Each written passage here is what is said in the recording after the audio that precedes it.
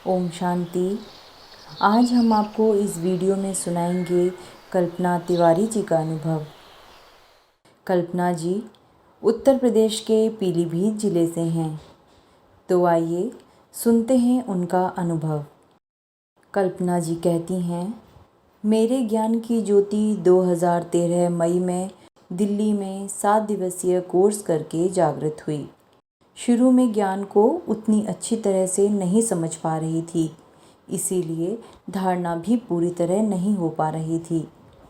परंतु शिव बाबा की भक्ति बचपन से करती थी और बाल रूप कृष्ण से मुझे बहुत प्रेम था। 2014 दिसंबर को मेरे लौकिक पिता इस संसार से अव्यक्त हुए। उनसे मैं और मेरी लौकिक बहन बहुत ज़्यादा प्रेम करते थे। हम दोनों बहुत दुखी थे। ऐसा लगता कि जैसे अब जीवन में कुछ रहा ही नहीं, परंतु अपने दुख को अपने अंदर ही समाये हुए अपनी पारिवारिक जिम्मेदारियों को निभा रहे थे। मेरी बहन ने भी इस ज्ञान को 2014 मई में पीलीभीत में प्रारंभ कर लिया था। बाबा पिता होने के नाते अपने बच्चों की तड़प समझ रहा था। तभी हमने अपने सेंटर की दीदी से पहली बार माउंट आबू जाने की अपनी इच्छा जताई। शायद बाबा ने ही संकल्प भेजा था। दीदी ने हमें एक चिट्ठी लिखकर दी और जाने की अनुमति दे दी। फिर हम दोनों बहनें अकेले ही माउंट आबू के लिए निकल गए। वहाँ पहुंचकर हमें लगा ही नहीं कि हम पहली बार यहाँ आए थे। बाबा के प्यार ने हमारे मन को बहुत हल्का कर दिया था। अपना रूहानी वात्सल्य प्रेम हमारी आत्मा में भर दिया था। वापसी में हम दोनों बहनें अपने तीनों पिताओं के प्रेम को अपने साथ लेकर लौटे। पहला पिता शिव बाबा, दूसरा पिता ब्रह्मा बाबा और तीसरा पिता हमारे लौकिक पिताजी। ऐसा लगता कि तीनों हमारे पास ही रहते हैं। यह घटना जनवरी 2017 की है। मैं दिल्ली से पीलीभीत वापस आई थी। मेरी तबीयत ठीक नहीं थी।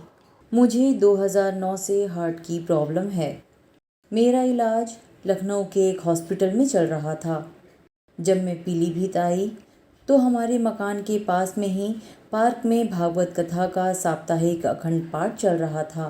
लाउड स्पीकर भी लगे हुए थे, जिससे बहुत तेज़ आवाज़ आ रही थी। ऊंची आवाज़ से मुझे घबराहट हो रही थी। मेरे पति ने कहा कि तुम्हें परेशानी हो रही है, तुम्हारी तबीयत ठीक नहीं है तो मत जाओ, घर पर आराम करो, मैं 15 मिनट में होकर आता हूँ। रात के लगभग 8 बजे का समय था। घर के सभी कर्मचारी भी अपने घर चले गए थे। मैं घर पर बिल्कुल अकेली थी।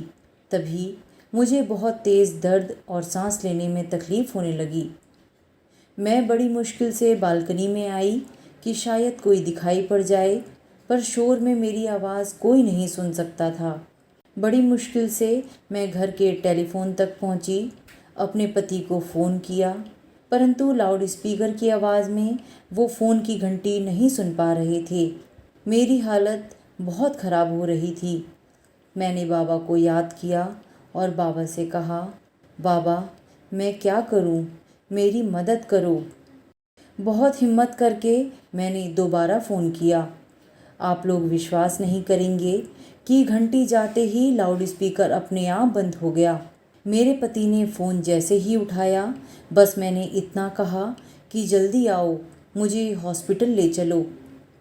मेरे पति व उनके साथ एक दो लोग और भी भागते हुए आए। जैसे ही मेरे पति ने फ़ोन रखा, तुरंत लाउड स्पीकर फिर से बजने लगा। जब तक मेरे पति और वो 3-4 लोग घर तक पहुँचे, मेरे हाथ से रिसीवर छूट चुका था और मैं घर के फर्श पर बेहोश पड़ी थी। ये लोग तुरंत ही मुझे हॉस्पिटल ले गए। हॉस्पिटल में सीनियर डॉक्टर नहीं थे, परंतु फ़ोन करते ही 10 मिनट में वो भी आ गए। उन्होंने मेरा इलाज अपने जूनियर से पहले ही शुरू करवा दिया था, यानी ऑक्सीजन जाते ही लगा दी गई थी। डॉक्टर साहब के आते ही प्रॉपर ट्रीटमेंट शुरू हो गया। 3 दिन हॉस्पिटल में रहने के बाद मेरी स्थिति काफ़ी कंट्रोल में आ चुकी थी। मैं अपने बाबा का किन शब्दों में शुक्रिया करूं। जिसने मेरी मदद करने के लिए इतने बड़े सत्संग भागवत कथा समारोह में मेरी आवाज़ पहुंचाने के लिए लाउड स्पीकर ही कुछ सेकंड के लिए बंद करा दिया। सच में वो हम बच्चों का बहुत प्यारा अलौकिक पिता है, जो अपने बच्चों की आवाज़ भी सुनता है और रक्षा भी करता है। शुक्रिया बाबा, शुक्रिया।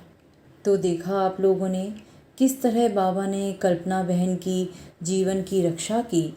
अगर आपके पास भी अपने कोई अनुभव हैं जो आप हमारे साथ बांटना चाहते हैं तो हमारे इस वीडियो के कमेंट बॉक्स में हमें मैसेज करें या हमारे व्हाट्सएप नंबर पर हमसे कांटेक्ट कर सकते हैं। ओम शांति।